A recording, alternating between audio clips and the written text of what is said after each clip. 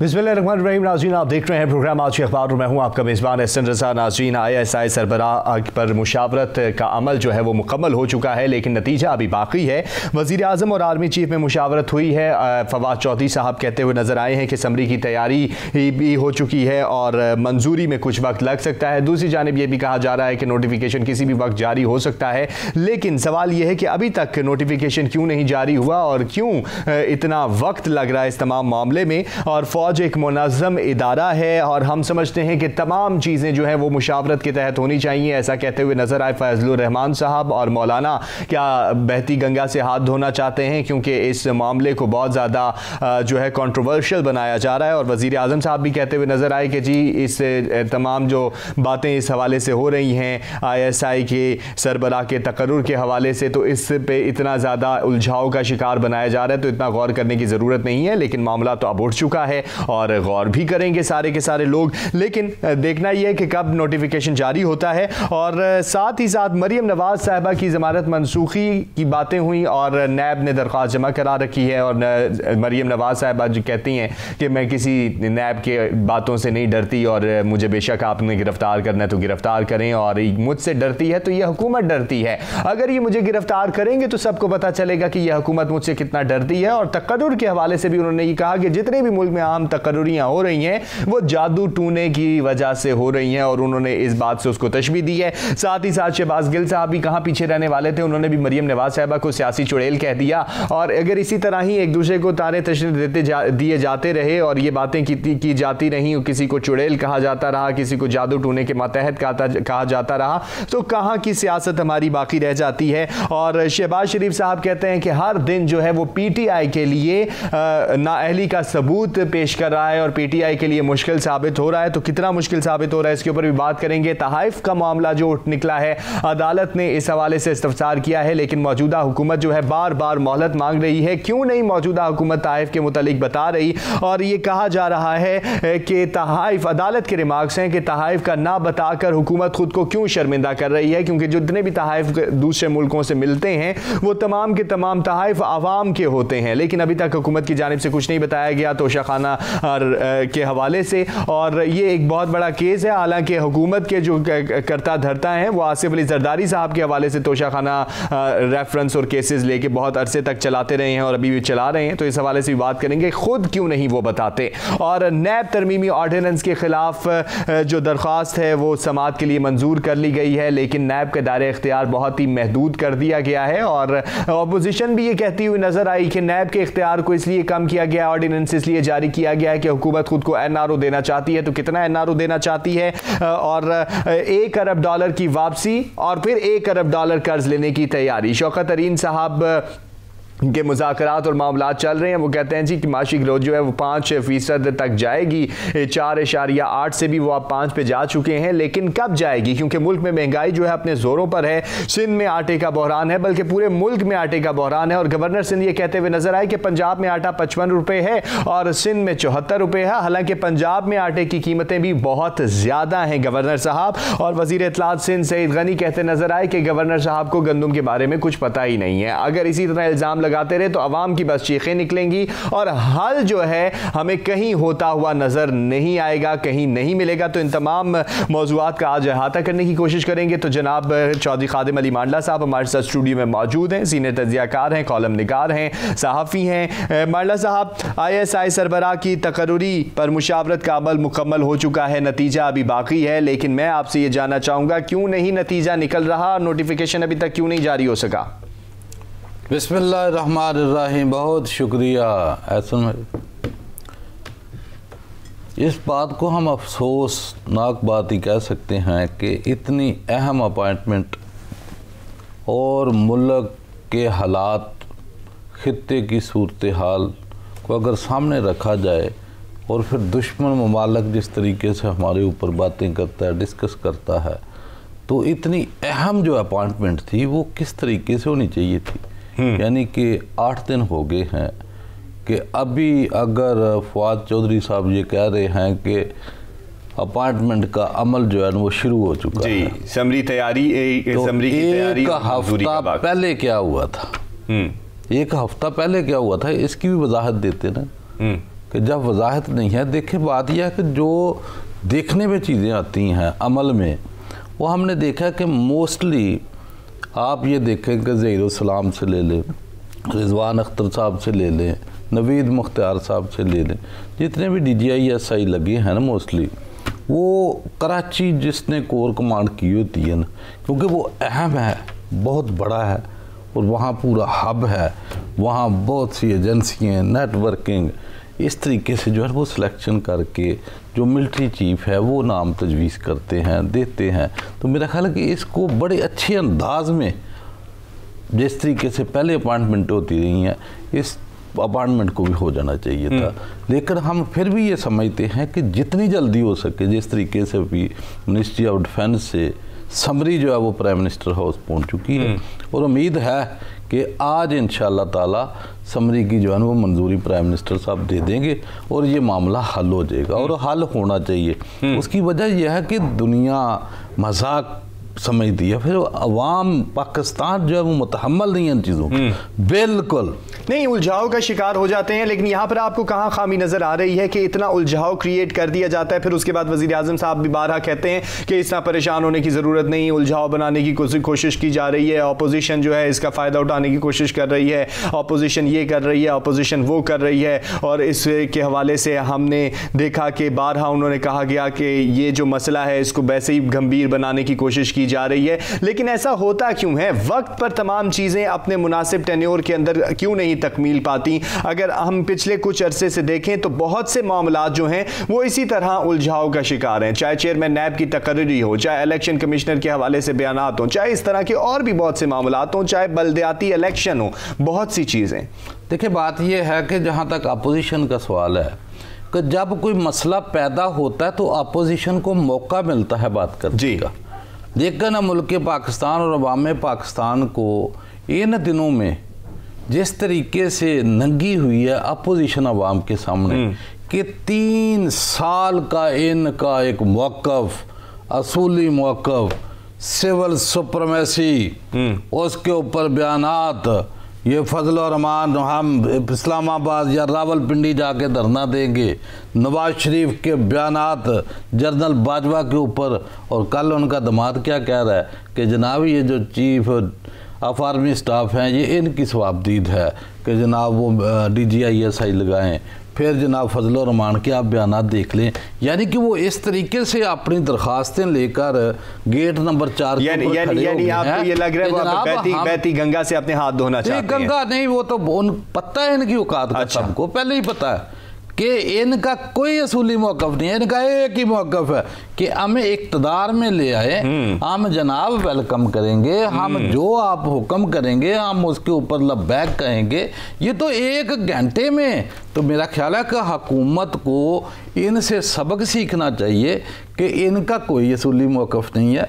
ये बिल्कुल नहीं, जिनका असूली मौक़िफ़ है वो क्यों नहीं मौका फराहम करते हैं? यही तो परेशानी का इजहार हमने किया जी कि ये इतना एहसास काम था, इतना एहसास इशू था, इसको बड़े तरीके से आराम से हल किया जाना चाहिए था और हो भी जाएगा। लेकिन क्यों ये हफ्ता डिले हुआ है? बात तो यह है कि होना नहीं चाहिए था।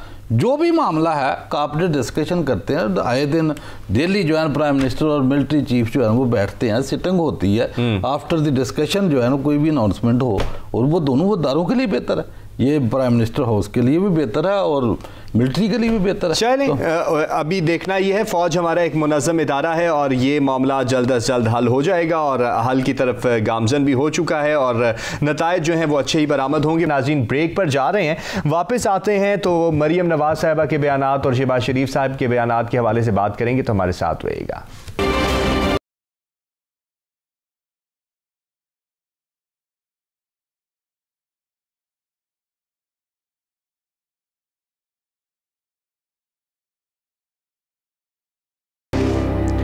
वेलकम बैक जी। तकर्रुरी के हवाले से बात हो रही थी ब्रेक से पहले, और मरीम नवाज साहबा और शहबाज शरीफ साहब के बयानात को भी थोड़ा सा डिस्कस कर लेते हैं। मरीम नवाज साहबा की ज़मानत मनसूखी की नैब ने दरख्वास्त दायर कर रखी है। तो मांडला साहब, मरीम नवाज साहबा भी कल खूब गर्जी बरसी हैं, उन्होंने दो बातें की, मैं दोनों को अलग अलग आपसे नैरेटिव लेना चाहूँगा। तकर्रुरी के हवाले से उन्होंने कह दिया जी कि ये जादू टूने की और जिन्नात करते हैं, और साथ भी उन्होंने कह दिया मैं नैब वगैरह से कोई डरती वरती नहीं हूँ, मुझे उठा के जेल में फेंकना है तो फेंक दें। लेकिन मैं दो बातें आपसे इस तमाम सिनेरियो में जानना चाहूँगा। पहली बात कि वज़ीर आज़म और जो हैं अहम तकर्रुरियाँ जादू और टूने के साथ करते हैं, और फिर दूसरी जानिब से उनको जवाब के तौर पे जवाब आया कि आप खुद सियासी चुड़ैल हैं और आपके जन्नात जो हैं बाहर पैसे ले जाते हैं। मुझे ये बताइए कि इन सियासतदानों में, चाहे वो यहाँ के हों, अपोजिशन के या हुकूमत की, सियासी मैच्योरिटी कब आएगी अगर इसी तरह की बातें ये करते रहे?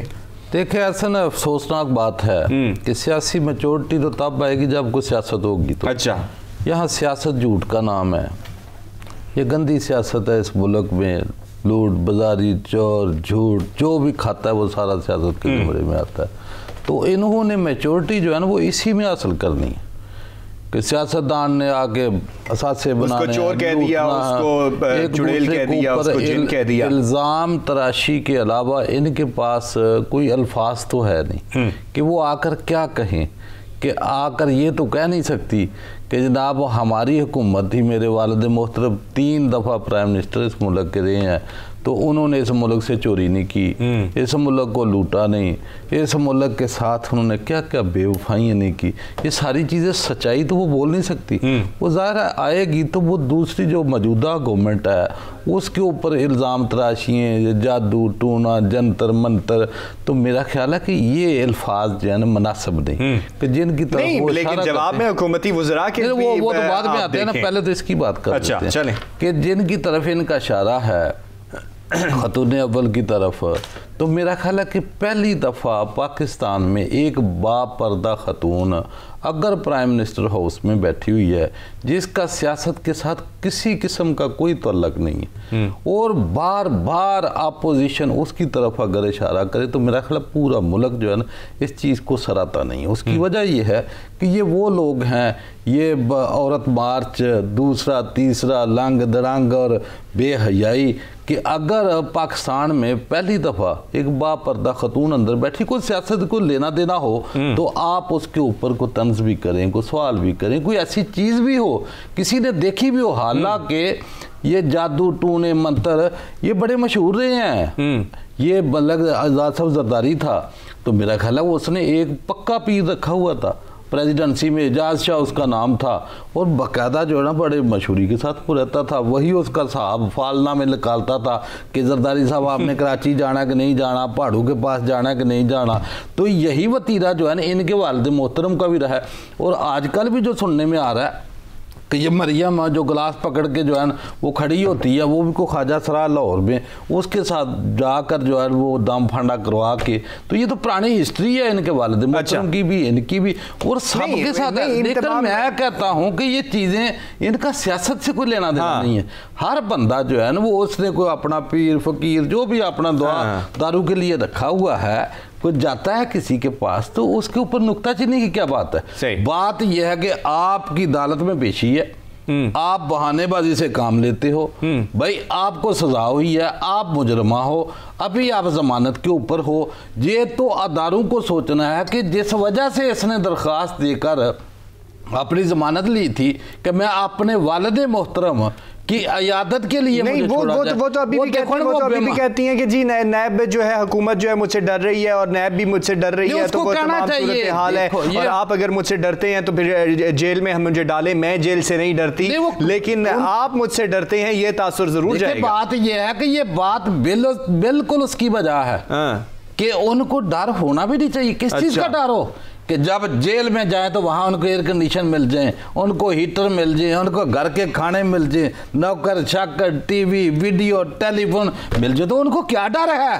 वो गरीब आदमी को जाकर पूछें जिसकी छतरवल हो, जिसके पास सोने को उधर बिस्तर ना मिले, उसका कोई दवाई ना दे, तो वो डरे जेल से। इनको चोरों लटेरों डाकू और जो बड़ा जो बदमाशिया माचिया, इनको डरने की क्या जरूरत है? वो तो बिल्कुल सच बोलती है। इस निजाम को सामने रखकर मैं ये कहता हूं कि अगर ये मदीने की रियासत है तो अगर इनको इक्वल ट्रीट किया जाए, एक जैसा जैसे आम पाकिस्तानी शहरी को किया जाता है, तो मैं देखता हूँ कि इन लोगों के ये वो तो जेल में फिर ए क्लासेस और बी क्लासेस और हर तरह की क्लास मौजूद है, और क्लासेस की वजह से तो वो बोल रही है। अच्छा, ये केली नहीं बोल रही, पूरा निजाम आपका बोल रहा है। पूरा निजाम आपका बोल रहा है। इसके साथ शहबाज शरीफ साहब भी बोले हैं। शहबाज शरीफ साहब कहते हैं कि जी नाअहली की का सबूत देती है पाकिस्तान तहरीक इंसाफ, हर आए दिन जो है इनके लिए मुश्किल का दिन है। तो कितनी नाअहली वो दिखा रही है, और वो बार बार कह रहे हैं कि जो भी मामला होता है उस मामले को ये उलझाव का शिकार कर देते हैं, किसी भी हवाले से कोई भी मामला। बात यह कि नाअहली जो है हुकूमत पाकिस्तान की,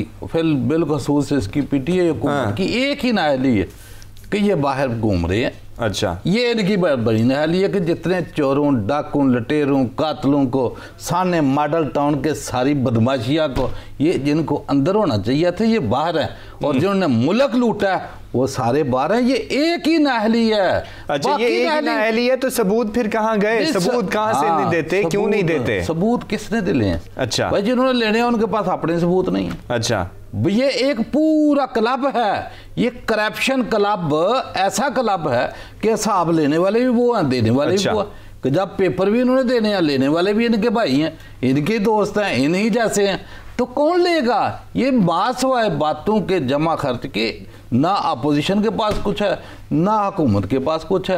हुकूमत क्या करे? डालती है आगे, आपका निज़ाम ऐसा है, किसी के पास सबूत नहीं है, किसी के पास कुछ नहीं है, वो कोई कानूनी अदारे में नहीं आ रहा। कल वो अभी क्या पढ़ रहे थे आप को वकील है, वो कौन सा कह रहा है कि इनको सजाई गलत, इरफान कादिर साहब वकील सफाई जो है मरियम नवाज साहबा की, इसको सजा गलत दी है, जिन्होंने ना कोई टीटी है, ना कोई मनी ट्रेल है, ना कोई लेना देना। तो मुझे बताएं कि उन वकीलों से बंदा पूछे कि सजा देनी किसको है? वो वामे पाकिस्तान को तो वैसे ही सजा है ना। अच्छा। उसके पास दवाई है, ना पानी है, ना आटा है, ना चीनी है, जीने के लिए उनकी जिंदगी आपने मुहाल कर दी है। अच्छा, नहीं, तो आप सजा की बात हो रही है तो एक और केस को भी डिस्कस यहाँ पर कर लेते हैं। जैसे आपने कहा कि हुकूमत में जो लोग बैठे हुए हैं वो भी इसी तरह के लोग हैं और इसी तरह के मामला का देख रहे हैं। तहाइफ का मामला भी चल निकला है। तोशा खाना रेफरेंस आसिफ अली जरदारी साहब के हवाले से तो काफी मशहूर है, लेकिन मौजूदा हुकूमत से भी अदालत तहाइफ के बारे में सवाल करती है तो वो उसका भी कोई जवाब नहीं देते। वो उसे में भी पेश नजर आते हैं और कहते हैं जी आगे हम डिले करेंगे, अभी हमें और मौका दे दिया जाए। क्यों नहीं देते इसका जवाब? ये क्यों नहीं क्लियर कर देते? जो तोहफे तोइफ बाहर से प्राइम मिनिस्टर को ऑफिशियली मिलते हैं, अवाम और नास चाहती है कि उनको पब्लिक किया जाए कि किस मुल्क से क्या क्या तोहफे मिले और वो कहाँ कहाँ गए। हुकूमत इस सिलसिले में खुद हाई कोर्ट में गई कि जनाब को मुल्कों के रवाबत और तल्लकात खराब ना हो जाए। इस हुकूमत ने एक थोड़ी सी बेहतरी तो की कि पहले ये कानून था कि जो भी तोइफ बाहर से आते थे तो 15% उसकी टोटल वैल्यू को 15% देकर वजीर आजम, सदर या दूसरे कई वजीर जो है ना वो तोहफे को अपने इस्तेमाल में ले सकते थे। इस हुकूमत ने आकर 15% को बढ़ाकर 50% किया, लेकिन हम अवामे पाकिस्तान ये कहते हैं 50% क्यों? ये कोई गरीब गुरब है, ये कोई बकारी है, खिराती है, और भाई 100% क्यों नहीं? और इसका होता क्या है कि जो मुल्क पाकिस्तान का कोई भी डेलीगेशन बाहर जाता है प्राइम मिनिस्टर या सदर के साथ, तो इस मुल्क से भी तोइफ बाहर लेके जाते हैं। और बड़े बड़े तोइफ, पहली हुकूमतें तो बड़ी बड़ी कीमती तोइफ, उसकी वजह क्या कि जितने कीमती तोइफ लेकर दूसरे मुल्कों में जाएंगे उसी कीमत के बराबर या ज्यादा के तोइफ अगले मुल्क वापस देते थे। और फिर यहाँ आकर वो 15% जमा कराया और अवामो नास का पैसा, क्योंकि इधर से तो पैसा गया तो आए ना, ये नहीं कि उधर से आए और चले गए। लेकिन ये क्यों नहीं जवाब दे रहे? जवाब ना देने की वजह जो है ना, ये तो अभी वहाँ इमरान खान से पूछती है कि आप तो प्रचार करते थे शफाफियत का, तो क्यों सामने नजर नहीं आ रहा? सही। अभी हुकूमत ये कहती है कि भाई मुल्कों ने अपनी अपनी हैसियत के मुताबिक देते हैं तोहफे, तो ऐसे ना हो डिस्कस हो जाए तो लोगों के वो तल्लकात, भाई तल्लका ये कैसे तल्लकात है? ये तल्लुकात की बात हो रही है। और लेकिन बहरहाल अदालत जो है जवाब मांग रही है, जवाब देना भी पड़ेगा। नाज़रीन, ब्रेक पर जा रहे हैं, वापस आएंगे तो नैब ऑर्डिनेंस के हवाले से भी बात करेंगे। हमारे साथ रहिएगा।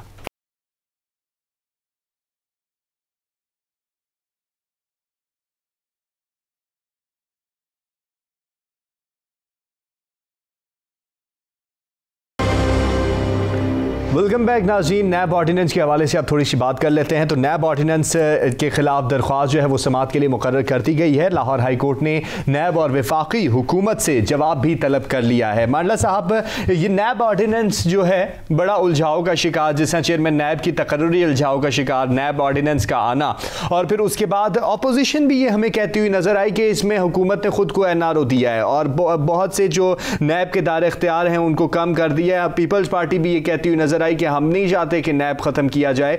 सबका अपना अपना मौक़िफ़ आना शुरू हो गया है। कितने इख्तियारात को कम किया गया इसके अंदर?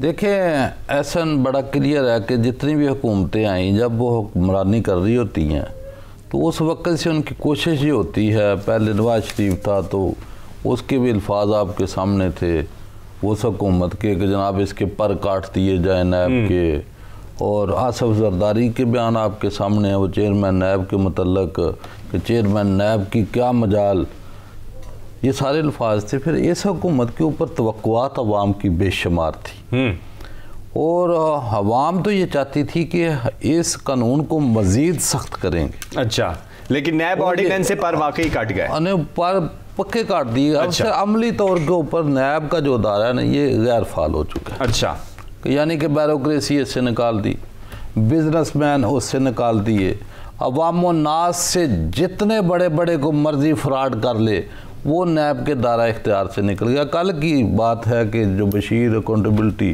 कोर्ट का जज है तो उसके पास मजारबा केस का मुलज़म पेश होता है, तो उन्होंने बोला कि नहीं, अभी ये हमारे दायरा इख्तियार से केस निकल गए हैं, अभी दूसरी अदालतों में जाके जो मुकदमात चलेंगे। तो मेरा है कि वाम की जो आस उम्मीद थी इस हुकूमत के ऊपर अकाउंटेबिलिटी को सामने रखते हुए कि ये अकाउंटेबिलिटी करेंगे, मुल्क का सरमाया लूटा हुआ वापस लाएंगे, यानी वो भी आपको दम तोड़ती हुई नजर आती है। खत्म हो गया। अच्छा, दम तोड़ चुकी है आपके नजदीक? खत्म। मैं देखो, पहले ही जो चीखो पकार थी कि जनाब अली, मैं तो शुरू से कहता हूँ जब से ये चेयरमैन लगा था कि अगर दो चोरों, डाकुओं को, लुटेरों को कहा जाए कि कोई थानेदार लगाए तो वो कितना अच्छा लगाएंगे। तो ये किसकी सिलेक्शन थी? ये जिन लोगों ने लगाया था वही लोग नैब को मतलूब थे। लेकिन हुकूमत ये भी कहती नजर आई कि बड़ी जबरदस्त किस्म की कारकर्दगी है और इसी कारकर्दगी की बुनियाद के ऊपर हमें आगे लेके जा रहे हैं उनको, और अपोजिशन अब कहती है कि उनकी कारकर्दगी की बुनियाद पे क्या आपने उन्हें अपना बंदा बना लिया और अपने हिसाब से उनसे काम करवा रहे हैं। तो बात नहीं बनती ना, बात बनती है कि जितने नैब के बड़े बड़े किंग मुलजम थे, बड़े मुलजमान जी, कितनों को सजाएं दी भाई? सजाएं दे के इस गंद को इस पार्लियामेंट से बाहर निकालना था, इस पार्लियामेंट को साफ करना था।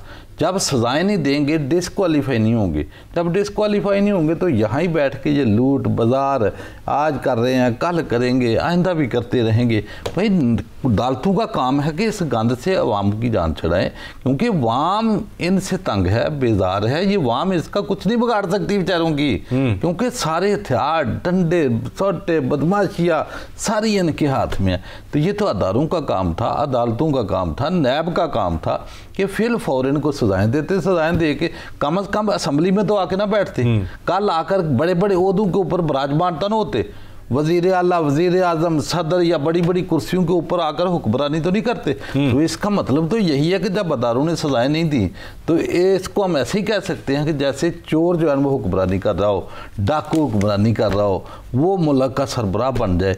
तो ये किसकी गलती है? अदारों की गलती है ना, आवाम की गलती तो नहीं। बहरहाल यानी आपको यही लग रहा है कि मौजूदा हुकूमत ने नैब के पर जो है मुकम्मल तौर पर काट के उसे मुकम्मल तौर पर गैर फाल कर दिया है, लेकिन अभी ऑर्डिनेंस के हवाले से भी समाअत होना है, तो देखें क्या नतीजा निकलता है। थोड़ी सी मैशियत के हवाले से भी बात करते हैं। IMF के पास एक मरतबा फिर से वज़ीर ख़जाना जो है शौकत तरीन साहब कहते हैं कि छठी किस्त मिलने के इम्कानात बहुत ज़्यादा हो चुकी हैं, लेकिन $1 अरब की वापसी के बाद मज़ीद $1 अरब कर्ज की तैयारी, और शौकत तरीन साहब बहुत ज़्यादा पुरुमीद हैं। और वो ये भी कहते हैं वहाँ पर कि बिजली के जो बिल हैं, बिजली की जो कीमतें हैं हम नहीं बढ़ाएंगे, महंगाई की तरफ जो बातें हो रही हैं और रेट्स बढ़ाने की बातें हो रही हैं हम वो भी फ़ौरन से नहीं करेंगे, लेकिन करेंगे सही। देखिए, बात यह है कि इस मुआशरत के ऊपर तो बड़ा क्लियर सोच है हमारी, बड़ी क्लियर, कि अभी जो बड़े पुरउम्मीद हैं, कितना बड़ा बयान है, यानी कि आपको अगर भीख मिलती है, कर्ज मिलता है, तो आप बड़े पुरउम्मीद हो जाते हैं। जिसके मतलब मैं पहले ही कह चुका हूं, बार बार कहता हूं अच्छा, आज भी कहता हूँ कि अगर आपकी पुरोमीदी सिर्फ इसी से है कि आपको भीख मिल गया, आपको कर्ज मिल गया, आपको किश्त मिल गया, तो खुदा के लिए इतने बड़े बड़े ये मुंशी पैंट कोटों वाले निकालें, को बकारी जो है ना वो पाकिस्तान से इकट्ठे करे, को 10-20 पढ़े लिखे उनको डला दिला के पैंट कोट टाई शाई पहनाए, उनको मुल्कों में भेजें, जाओ जाके भीख मांग के आओ, कर्ज लेके आओ, वो तरीके से मांगेंगे। ये कभी जनाब कोई शौकत अजीज आ जाता है, कभी को फीस चेक आ जाता है, कभी को फलाना को बाहर से लाकर कितने कंप्यूटर लोगों को क्या करना आपने, वो मांगनी तो आपने भीख है, और इसके बगैर आपका गुजारा नहीं। कि जब आपके पल्ले कुछ नहीं होते नजायशियों को बंद करो, फिर जिन्होंने इस मुल्क को लूटा उनके गले में जो है ना वो फंदा डालो और उनसे रकम निकलाओ। ये आपने करना नहीं, अभी भेज देते हैं जनाब एक अटामिक पावर मुल्क दुनिया में। मुझे पता है पेंडोरा लीग्स में भी इन्हीं अफराद के नाम है, आप सबकी बातें कर रहे हैं, इनके नाम मौजूद हैं। कहाँ गई विकी लीग, कहाँ गई, वो सारी लीकें यहाँ है। अच्छा, ये लीकू वाले अगर नाम निकलेंगे तो किसी गरीब का तो नहीं निकलेगा। वो मोस्टली जो है इनको असेंबली में बैठे होंगे, कुछ बुरा नहीं कर रहे होंगे, कुछ करके जा चुके होंगे, कुछ करने की तैयारी कर रहे होंगे, कुछ जो है बड़े बड़े इक़्तिदारों में बैठे होंगे, कुछ जो ब्यूरोक्रेसी में बैठे होंगे, कोई मिलिट्री ब्यूरोक्रेसी, कोई जुडिशरी में, ये सारे यही तो लोग हैं। सही इस तमाम सूरत हाल में शौकत तरीन साहब ने यह भी कहा, अमरीकी इदारा बराए अमन से गुफ्तगू करते हुए उन्होंने कहा कि हम जो है महंगाई को कंट्रोल करने की कोशिश करेंगे, कीमतें नहीं बढ़ाएंगे। तो कितनी कीमतें बढ़ती नजर आती हैं? अभी देखें पूरे मुल्क के अंदर गंदम का बहरान भी हो चुका है। कर्ज लेके आओगे उसका सूद चढ़ना शुरू हो जाएगा। अभी कर्ज देने के आपके शेड्यूल आने वाले हैं, जैसे कल फवाद चौधरी ने कहा कि इस साल हमने 12 अरब डॉलर देना है। अच्छा, तो कहां से दोगे? ओ भाई, या तो आप कशकोल लेके बाहर से भीख मांगोगे, तो या आकर अवामो नास के ऊपर मजीद टैक्स लगाओगे, बिजली महंगी करोगे, गैस महंगी करोगे, पेट्रोलियम मसनूआत महंगी करोगे, और क्या आपके पास ऑप्शन क्या है इसके अलावा? सही ऑप्शन इसके अलावा कोई नहीं रहा। और जैसे ही पैसे आएंगे तो महंगाई का जिन जो है वो और बेकाबू हो जाएगा। लेकिन हुकूमत के ऊपर भी बहुत बड़ी जिम्मेदारी आयद होती है कि वो किस तरीके से महंगाई को कंट्रोल करती है और आवाम को किस तरह से रिलीफ देती है, क्योंकि हुकूमत का मकसद जो है वो आवाम को रिलीफ फराहम करना है। पाकिस्तान जिंदाबाद। अल्लाह हाफ़िज़।